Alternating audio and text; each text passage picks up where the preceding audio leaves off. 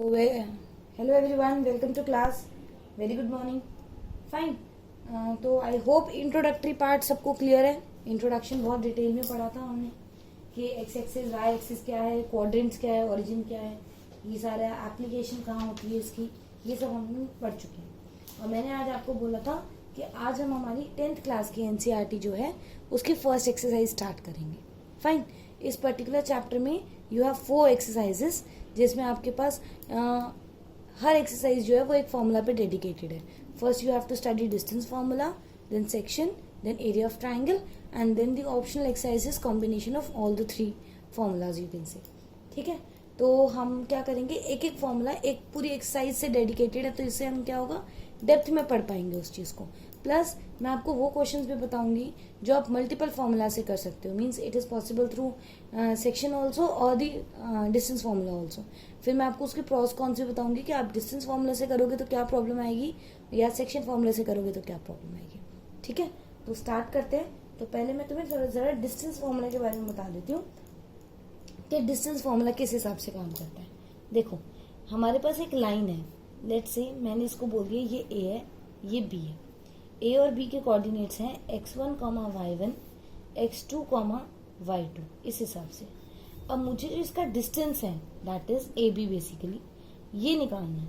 ठीक है, ये जो साइन है जो मैंने ऐसे 2 पैरेलल लाइंस बनाई है, this is known as modulus sign. ठीक है, मैं लिख दूं आपको यहाँ पे मॉड्यूलस ए बी। अभी मैं पहले आपको फॉर्मूला बता रही हूँ, then I will come back to this very point to explain why I have used modulus with A B. ठीक है, तो पहले इसका फॉर्मूला समझो। इसका फॉर्मूला होता है अंडर रूट में x2 माइनस x1 का whole square, x2 minus x1 whole square plus y2 minus y1 whole square. ठीक है, बस ये फॉर्मूला तुम्हें याद करना है। अब इसमें 2-3 जो है वो अच्छी बात समझो कि इसमें क्या क्या चीज होती है। देखो, हमें पता है ये क्या है, ये 2 डिफरेंसेस का स्क्वायर है। ठीक है, अब 2 डिफरेंसेस का स्क्वायर है, इसका मतलब पहली चीज तो इसमें क्या हो गई कि तुम चाहे x2 माइनस x1 का होल स्क्वायर करो या फिर तुम x1 माइनस x2 का होल स्क्वायर करो, ये दोनों इक्वल होंगे, कोई फर्क नहीं पड़ेगा। ठीक है, तो ये कभी मत सोचना कि भाई इसको मैंने तो अगर तुम्हें इसको ए और इसको बी करवाया है तो मेरा एक आंसर आया है और तुम्हारा अलग आएगा। नहीं, -2 का स्क्वायर भी 4 होता है और 2 का स्क्वायर भी 4 होता है। तो अगर गलती से तुमने, मतलब गलती से क्या, बेसिकली तुमने और मैंने अगर अलग अलग ऑर्डर लिया है पॉइंट्स का, तो उससे तुम्हारे आंसर में कोई फर्क नहीं आएगा, पहली बात। दूसरी बात, तुमने देखा होगा ये 2 पॉजिटिव क्वांटिटी का सम है।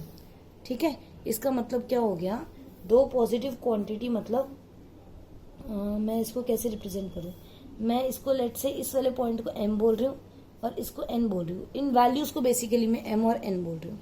ठीक है, अब तुम्हें पता है कि जो m प्लस n होता है वो इक्वल होता है n प्लस m के, तुम्हें ये भी पता है।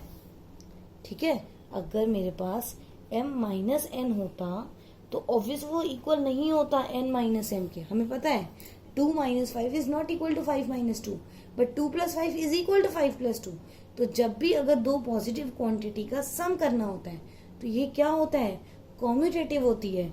ये हमारी क्या चीज क्या होती है, जो यहाँ पर जो एडिशन है m और n जो है वो कॉम्यूटेटिव है। कॉम्यूटेटिव होने का मतलब ये हो गया कि इससे कोई फर्क नहीं पड़ेगा कि तुम पहले y वाले को माइनस करके स्क्वायर कर दो और बाद में x वाले को कर दो। ठीक है, तो ये समझ में आ गया कि हम क्या कर रहे हैं, अंडर रूट कर रहे हैं 2 डिफरेंस के स्क्वायर का सम। तो ये तुम्हें पता चल गया किस किस चीजों से मुझे प्रॉब्लम नहीं है, किस चीज से आंसर पे कोई फर्क नहीं आएगा। ठीक है, ये हो गया। अब देखो मॉड्यूलस क्यों लगाया है मैंने मॉड्यूलस ए बी क्यों लिखा है, बिकॉज डिस्टेंस। ठीक है, मैं आपको आगे भी बताऊंगी, आगे 3rd में एरिया आएगा उसमें भी हम मॉड्यूलस यूज करेंगे, बट अभी डिस्टेंस की बात करते हैं because distance is always positive. ठीक है, हालांकि नेगेटिव आ ही नहीं सकता, मैंने आपको रीजन बता दिया। और प्लस ये वाला होता है कि जब अंडर रूट है कोई चीज, अगर अंडर रूट है तो आंसर तो हमेशा क्या होना चाहिए, अगर अंडर रूट में p है तो p जो है ऑलवेज पॉजिटिव होना चाहिए, ऑलवेज पॉजिटिव होना चाहिए टू हैव रियल वैल्यू। ठीक है, अभी तक आप जो चैप्टर्स पढ़ रहे हो, अब टू 10th जो आप चैप्टर्स पढ़ते हो, आपके पास सिर्फ रियल वैल्यू का कंसेप्ट है। जब नेगेटिव आता है, जब अंडर रूट में नेगेटिव आता है, तो वो एक इमेजिनरी वैल्यू बन जाती है। वो तो 11th क्लास का कंसेप्ट है, आपका कंसेप्ट ही नहीं है। तो आपके पास हमेशा क्या आएगा, ये जो पी होगा वो पॉजिटिव ही आएगा, नेगेटिव आ ही नहीं सकता। ठीक है, तो ये आप सोच के चलो कि ये आपका सारा चीज हो गई। तो ये समझ में आ गया, आंसर हमेशा पॉजिटिव आएगा, इसके ऑर्डर से कोई फर्क नहीं पड़ेगा, इन दोनों के ऑर्डर से कोई फर्क नहीं पड़ेगा मुझे। ठीक है, ये चीज हो जाएगी। इसमें से अगर मैं तुम्हें बोलूं एक पर्टिकुलर अगर चीज 0 हो गई, एक स्पेशल केस तुम बोल सकते हो। ठीक है, if a is equal to 0,0, मान लो एक पॉइंट जो है वो ओरिजिन हो गया, तो ये क्या बन जाएगा 0,0, ये हो गया कोई x, y। तो अगर मैं इसमें डिस्टेंस फॉर्मूला लगाऊंगी तो क्या हो जाएगा, x माइनस 0 का स्क्वायर प्लस y माइनस 0 का स्क्वायर। तो 0 से कोई फर्क नहीं पड़ेगा, तो वो एक तरीके से क्या हो गया, x square plus y square. तो ये आप स्टैंडर्ड रिजल्ट यूज कर सकते हो। So sorry for this. ठीक है, ये आप स्टैंडर्ड रिजल्ट यूज कर सकते हो कि अगर आपका 1.0 है, मतलब ओरिजिन है, सॉरी 1 पॉइंट नहीं, अगर आप ओरिजिन से स्टार्ट कर रहे हो तो आप डायरेक्टली जो दूसरा वाला, ओरिजिन से तो कोई फर्क पड़ेगा नहीं, तो जो दूसरे वाले के कोऑर्डिनेट्स है उसको स्क्वायर करके प्लस कर दो और अंडर रूट में आंसर लिख दो, तो वो आपका आंसर होगा। इसको देख के आपको याद आ रहा होगा, मैंने अभी जब आपको लास्ट टाइम इंट्रोडक्शन भी करवाया था, उस टाइम पे भी मैंने आपको एक फॉर्मूला पढ़ाया था, डिस्टेंस फ्रॉम ओरिजिन, वो भी यही फॉर्मूला आ रहा था पाइथागोरस थ्योरम से। तो ये जो चीज होती है कॉमन होती है। ठीक है, ये 2-3 अलग अलग फॉर्मूले से कोई आप चीज निकालोगे तो नेट वो आंसर सेम ही रहेगा। ठीक है, तो अब हमने ये सब पढ़ लिया, फॉर्मूला वगैरह तो हमने पढ़ लिया, अब हम हमारी एक्सरसाइज स्टार्ट करते हैं। ठीक है, तो आई होप सब बच्चे ध्यान देंगे। फाइन, हम ऐसे करेंगे, एक पार्ट मैं करूंगी, एक पार्ट आप करेंगे। तो जो क्वेश्चन नंबर 1 है उसमें मैं ऐसे कर रही हूँ, मैं 2 पार्ट आपको करके दिखाती हूँ। तो मेरे पास जो फर्स्ट पॉइंट है, या मैं सेकंड पार्ट करती हूँ, नेगेटिव है, बच्चों को थोड़ा प्रॉब्लम रहती है उसमें। मुझे डिस्टेंस निकालना है 2 पॉइंट के बीच में। Again the one thing, please make diagrams. ठीक है, जो छोटी छोटी फिगर होती है जो आप बना सकते हो वो जरूर बनाओ। ठीक है, ये पेपर के पॉइंट ऑफ व्यू से भी बहुत इंपॉर्टेंट है और आपकी क्लैरिटी ऑफ कंसेप्ट के लिए भी बहुत ज्यादा जरूरी है। अगर आप सीधा फॉर्मूला लगाओगे वगैरह, कहीं ना कहीं गलती हो जाती है, फिर बेकार में आपके मार्क्स कटेंगे। तो इट्स बेटर कि छोटी छोटी फिगर बनाओ, सामने इंप्रेशन भी अच्छा जाएगा, मिस्टेक होने के चांसेस भी कम होंगे, और प्लस जब आप अभी पढ़ रहे हो, जब आप अभी बेसिक लेवल से स्टार्ट कर रहे हो, तो आपको ढंग से समझ में आएगा। ठीक है, जैसे मुझे पता है मुझे क्या करना है, मुझे पी क्यू निकालना है, तो मैं सीधा अंडर रूट बोलूंगी। अभी अभी मैंने तुम्हें फॉर्मूला क्या बताया था, x1 में से माइनस करो x2 को और इसका स्क्वायर कर दो, फिर y1 में से माइनस करो y2 को और इसका स्क्वायर कर दो। तो ये क्या हो गया मेरे पास, माइनस का 1 प्लस का 5 का स्क्वायर, और ये हो जाएगा 3 माइनस 7 का स्क्वायर। तो ये मेरे पास क्या हो गया, 4 का स्क्वायर, ये हो जाएगा -4 का स्क्वायर। आंसर तो दोनों का क्या आएगा, 16 अभी समझाया था, -4 और +4 दोनों का स्क्वायर क्या आएगा, 16, 32। अब 32 के बाद में हम उसको क्या लिख सकते हैं, 32 को मैं क्या लिख सकती हूँ, 16 इंटू 2, 16 क्या है, परफेक्ट स्क्वायर है, तो मैं इसको लिख सकती हूँ 4√2 यूनिट्स। ठीक है, बहुत सिंपल सा क्वेश्चन है, आराम से हो जाएगा, कोई डरने की बात नहीं है। ठीक है, एक और पार्ट करके दिखाऊं, अलग पेन से कर लेते हैं, थोड़ा समझ में अच्छे से आ जाता है, थोड़े मल्टीपल पेन यूज कर रखे होते हैं ना, तो समझने में आसानी होती है बच्चों को। तो ये क्या हो जाएगा मेरे पास, a, b minus a minus b। ठीक है, ये वाले जो क्वेश्चंस होते हैं ना,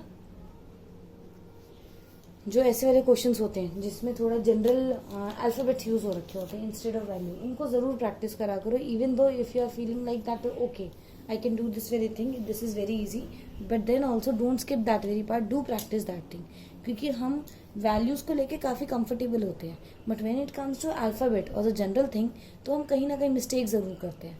तो उस चीज के लिए थोड़ा सा, और काफी मैंने बच्चे देखे हैं उनको इनके प्लस मल्टीप्लाई में बहुत दिक्कत होती है।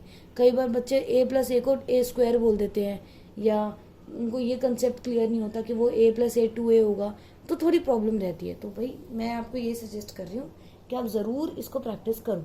ठीक है, 2 मिनट का टाइम लगता है मुश्किल से, सॉल्व कर लिया करो।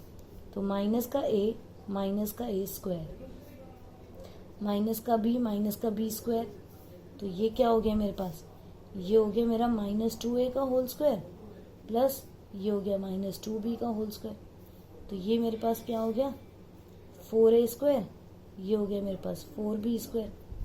ठीक है, तो क्या हो गया 4 अगर मैं कॉमन ले लूँ तो ये मेरे पास, अगर मैं 4 कॉमन ले लूँ तो ये हो गया मेरे पास a square plus b square और इसका अंडर रूट। तो ये मैंने ले लिया, ये मैंने क्या करा, ये मैंने 2 कॉमन लेके इसको अंडर रूट में लिख दिया a square plus b square units. ठीक है, इस तरीके से मेरा जो है क्वेश्चन कंप्लीट हो गया। फाइन, तो कोई बहुत बड़ी चीज नहीं है ये आप आराम से कर सकते हो। ठीक है, ऐसे देखो सेकंड क्वेश्चन, देखो सेकंड क्वेश्चन मैंने अभी अभी आपको बताया है। कैसे बताया है? सेकंड क्वेश्चन के लिए मैंने आपको क्या बताया है? सेकंड क्वेश्चन के लिए मैंने आपको बताया था कि अगर कभी आपको ओरिजिन से कोई चीज करवानी है, ओरिजिन से डिस्टेंस लेना है, तो आप कैसे करोगे? देखो जल्दी से, 0,0, ठीक है, और ये है 36,15। अब आपको पूरा लिखना है तो आप पूरा लिख लो, वरना मैंने आपको बताया ही था कि ये भी आप कैसे निकाल सकते हो, डायरेक्टली कर सकते हो अंडर रूट में X square plus Y square. तो ये अंडर रूट में X square plus Y square क्या हो गया, 36 का स्क्वायर हो जाएगा मेरे पास, एक हो जाएगा 36 का स्क्वायर, एक हो जाएगा 15 का स्क्वायर। तो 36 का स्क्वायर क्या हो गया मेरे पास 1296 और 15 का स्क्वायर कितना हो गया 225। तो ये आया अंडर रूट में 1521 मैंने सिखाया हुआ आपको 1521 का अंडर रूट, पीछे से 2 का पेयर बनाओ, 1 किस किस के स्क्वायर में आता है, 1 आता है 1 और 9 के स्क्वायर में, और 15 किस किस के स्क्वायर के बीच में आता है, 15 आता है 3 और 4 के स्क्वायर के बीच में। तो यहाँ से छोटा नंबर और यहाँ से देखो, तो ये 31 या 39 किसके क्लोज है, ऑब्वियसली 39 का स्क्वायर के ज्यादा क्लोज है, क्योंकि 40 का स्क्वायर होता है 1600, तो ये 40 के मतलब 1600 के ज्यादा क्लोज है इररिस्पेक्टिव टू 900। तो ये किसका अंडर रूट है, ये आंसर आएगा 39 यूनिट्स। ठीक है, इस हिसाब से करना, डन हो जाएगा।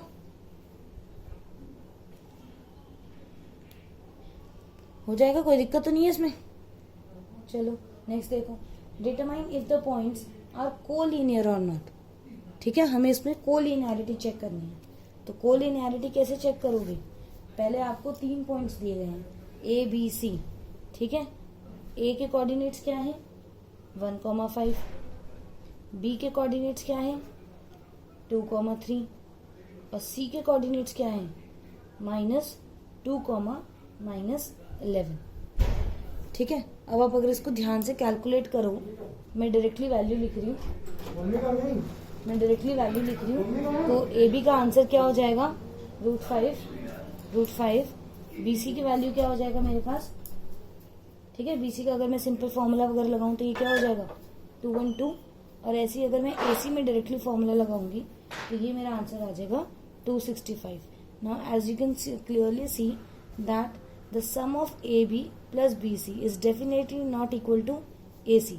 Therefore, we can call them non-collinear. Collinear क्या होते हैं, जो एक लाइन के ऊपर लाई करते हैं। तो वो उसके लिए क्या जरूरी होता है, देखो ऐसे होता है ये A B C। तो अगर मेरे AB और BC का सम जो है वो AC के इक्वल आ रहा हूँ तो मैं उसको कोलिनियर बोलूंगी। अब क्योंकि यहाँ पर √5 और √212 को प्लस करके 265 नहीं आता। ठीक है, ऐसा नहीं है आप उसको अंदर अंदर प्लस करोगे 217 आ रहा है, नहीं वो भी नहीं आ रहा। ठीक है, अंदर अंदर प्लस नहीं कर सकते, सिर्फ कोफिशिएंट प्लस होते हैं। जैसे 2√5 और 3√5 है तो वो 5√5 हो जाता है। ठीक है, तो ये इस हिसाब से क्योंकि सम इक्वल नहीं आ रहा, that's why it's not collinear, it's non collinear.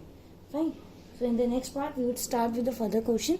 Till then do practice these questions and do try the examples as well. Okay, bye bye.